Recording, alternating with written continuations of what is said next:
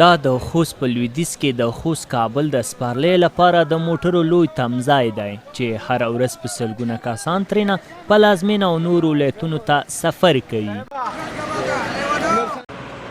که څه هم په دې وروستیو کې په افغانستان کې د تیلو په بیو کې کموالی راغلی، خو د ځایي خلکو په خبره ولسوالۍ ته د تلونکو ټکسي چلوونکو کرایې لا هم لوړې دي.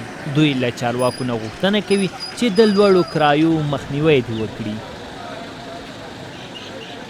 غوښتنه کوي د ترانسپورت د ریاست څخه چې دوی ولسوالۍ ته سفر وکړي، باید کرایه هم کمه شي، ځکه چې تیل ارزانه شوي دي د پخوا پرتله.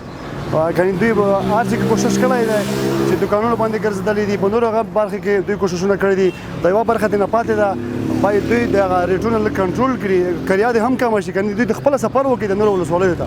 دا قسمي غوړي چې لکه څرنګه چې تیل ارزانېږي، کوریې لوړېږي، کري په هغه هغه په هغه شرایطو کې وینه ټیټېږي نه، لکه څرنګه چې تیل جګېږي دوی هغه کرې پورته کوي، هغه کرې لوېږي نه.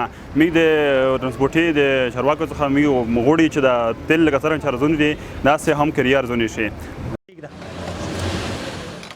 بل خوا چارواکي وایي د یادو ستونزو د مخنیوي په برخه کې جدي ګامونه پورته کړي او د لوړو کرایو د مخنیوي په برخه کې د موټرو تمځایونه تر کنټرول لاندې او ټولو اډو ته یې د نرخونو ډیټابیس هم لیږلی دی.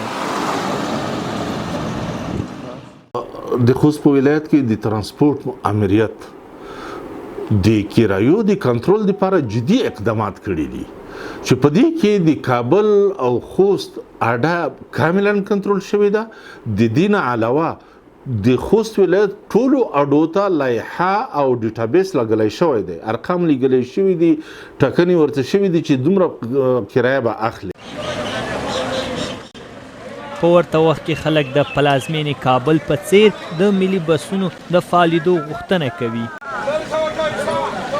که له یوې خوا نه وخت ناوخت له لوړو کرایو نه د خلکو ګیلې راپورته کیږي، بل لوري ته زیاتره خلک د کم لګښت په خاطر له دا ډول رشکو څخه ګټه پورته کوي.